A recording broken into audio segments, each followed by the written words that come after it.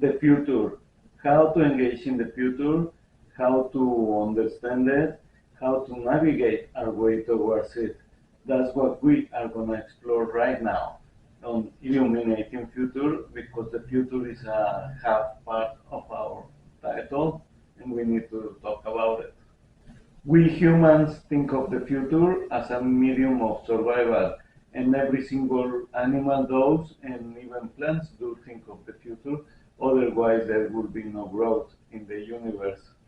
So the future is extremely important, and the future is mostly in our minds. That's the reason for which artificial intelligence needs humans, because artificial intelligence can think of only of the past until things start to happen in order to know what's happening. Both humans, we can predict the future. Animals can predict the future too, just by thinking about it and trying to correct our ways towards the future that we want.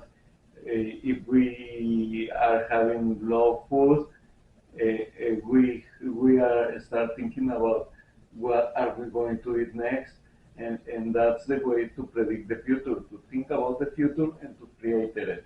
But in fact, we are machines self-made to predict the future and to try to think about it and to prepare for the future, using the past as a guidebook. Predicting the future is the most important thing that humans have, and the powers to be know that. That's why they predict the future by guiding us through it, because we are like little children, and when they put images into our mind, we create the future that we choose to. That the future that is most available to us is what is created. So there are many branches of the future on which it branches out. At this moment, we are seeing a supposed war with China. We are seeing tremors. We are seeing economic chaos. And all of this that was predicted 25 years ago. I remember predictions of it for at least at least a generation ago. But I'm sure that the predictions have been going for thousands of years in the name of prophecies. So prophecies are the past for predicting the future. Now we have computer algorithms that try to predict the future based on the past input. But humans have a better way to predict the future. Humans have a way of premonitions, of thinking about it, and that's what really creates the future. In the artificial intelligence, at the moment, in our basic knowledge, it can predict the future by using inputs. But in fact, from my point of view, artificial intelligence can communicate towards the future and towards the past using quantum entanglement, because quantum entanglement is that you put a particle suspended in a vacuum in a container, and then you put another vacuum suspended in another container. And when you move a vacuum, the particle, you shake it, and then the other particle is going to move, even if its container is not going to move.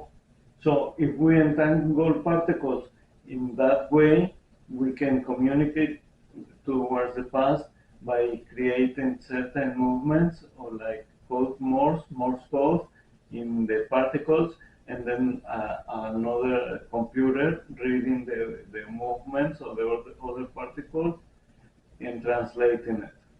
So what is the future? The future is the thought of the mind, and the mind of the humans, because there is only one world, and the world is the one that you experience. Nobody else experiences the world as you experience it, as everybody experiences it, and we create a sea of bubbles, a group of particles that create an image of the world. So in a way, our minds are like a brick, and that brick put together creates a building, and with nature and everything, it creates a whole world, a world view. And the world view is shaped by our thoughts future, and the archive that is the past. So when I was young, I remember I visited a person that used to call himself a healer, and I asked him for some sort of help because I thought that he was able to help me, and what he was able to see the future, to predict the future, and to talk with confidence about it, and that confidence is what makes the future to be created. And the future is created by having a focused goal. The future is created by centering our mind into a path and following that path. That is the best way to create the future, to predict the future by having a clear path. That's the reason for which I am so focused on explaining the fool's quest, the fool's errand, in which if we engage in a fool's errand, looking for things that do not really matter, and then we lose the time, then we are predicting a total failure. But if we focus our mind in a good goal, then once we achieve that good goal, then we did not engage in a fool's quest, but we engage in predicting a good future for us. And we can say that the governmental agencies at the moment are trying hard to inject a future in our minds, a future of hunger, a future of poverty, a future of war, a future of natural disasters. But in fact, all of that is just a created situation that should not really be in our minds. That's why we all have to focus on our own smart errand, not a fool's quest. We have to focus on things that we really want for us to be in the future. The only problem is that for that we need somebody wise in order to guide us. When we are young, it's extremely difficult when you don't have a wise person to guide you. Then you tumble around like a drunk person at night, knocking on doors, and none of them open. And at the end of the road, you feel that you did nothing, but in fact, it was like you lacked the wise person to guide you to the right door. And in a way, that's what I'm trying to do. I'm trying to guide people to the right door according to my point of view, because my point of view is not exactly the most right, but at least I'm not trying to misguide people. And there are many channels that are trying to misguide people. There is one that Copy Army that is talking about is trying to impose a sense of war with China. And many people fall for it. And I think that it's about time that we start talking about those kind of channels that belong to governments, and they are trying to guide people into disarray. But also there is another way that government agencies are trying to guide people into a sort of a good way, but the good way is being conservatism, nationalism, and hateful against peoples outside the bubble. And the prediction that I like the most is the one from Star Trek, the one where we are entering a time period in which humanity is going to engage in chaos, conflict for at least 100 years, and after those 100 years, we are going to be tired of so much war. All the warlike nature of humans is going to be finished, and then we will enter a new age. That is the prophecy from Star Trek. I do like that one. The only problem that I don't like is the fact that it has to be through war, to extreme war, and through extreme destructions of humans. So what I'm trying to do is that instead of engaging in 100 years of war or continuous conflict and not continuous environmental destruction, because I saw channels that they are talking about China also using nuclear weapons inside the earth in order to trigger earthquakes. And although that is truly a fact, also we have to understand that the tremors could be due to the sun sending particles on the silica of the earth, the crystalliform, and making it shake. And there is one theory that also if we are entering a time where the earth is gonna start expanding. That's why if we look at the globe without water, you can see expanding marks that are extremely difficult to really understand if we don't think about it as if the earth has been growing. But that's in the realm of the fantasy at the moment, and it's better not to engage in fantasy things. The best thing is to engage in our day to day and try to focus on what's the most important. And sadly, what's the most important? Well, the most important is to engage in the economic search for peace of mind and the economic search of not being able to make payments. That's what we have to find the way to stop worrying about that. So the best way to engage in a search for economic freedom is first not wanting things. Not wanting things is what will help us achieve a sort of economic freedom. We have to think of the future as our first rule of nature survival. So thinking about the future is linked to our minds, to our survival mode, and having the past as an archive in which we can rely upon in order to navigate towards the future that we want. And the future that we want is survival of us, survival of the people around us, and that's it. And the internet is helping me to see how the future is being shaped. There is a war for the future, a war for the minds of the people, and the entities are trying to shape our minds according to what is a purpose. So if we understand such things, we will be able to be free from influence from third parties, and we can try to focus on our own future instead of trying to be cheap for the shepherd that wants to guide us using our own emotions and our own minds in order to guide us to the corral in their future and not ours.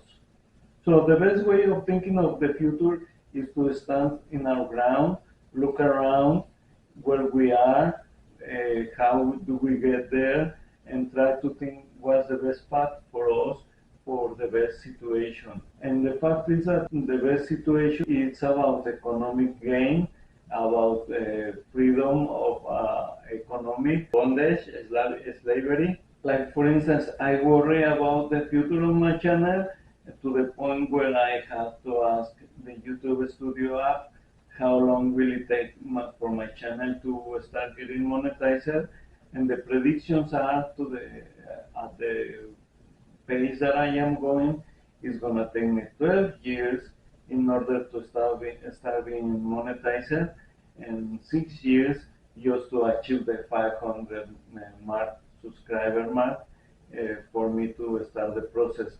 So 6 years of me posting on this channel is gonna be an extreme long road, but the reality is that my plan is to post for years and years.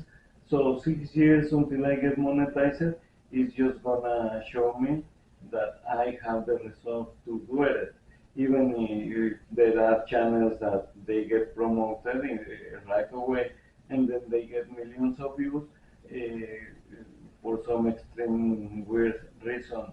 I was looking at a channel and the comments were complaining that that channel had 11 million views and it was it was super easy to see that it is artificially promoted by the algorithm, while the little pathetic channels, it's gonna take them a decade just to get monetized.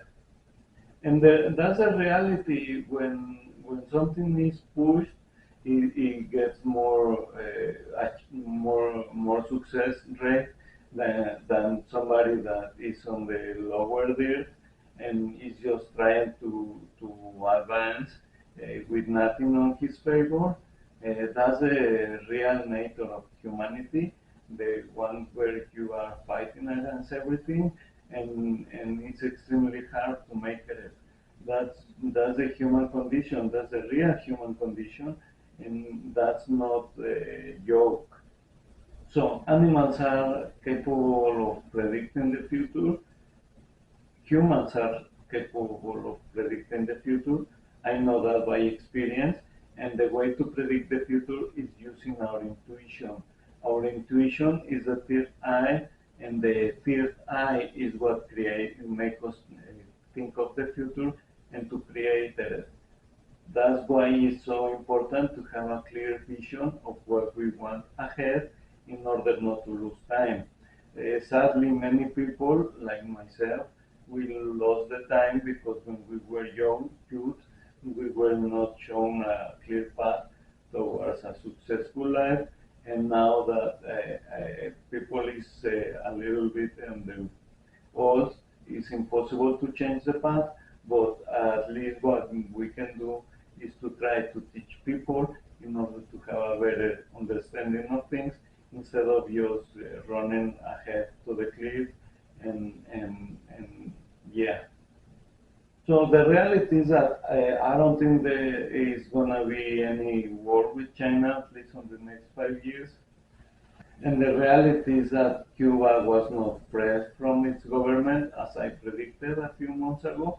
I predicted in this channel that Cuba was going to be free from its government by July 4th, which we are near it, and it did not happen. So it's really an apology from my part for giving bad predictions that do not happen.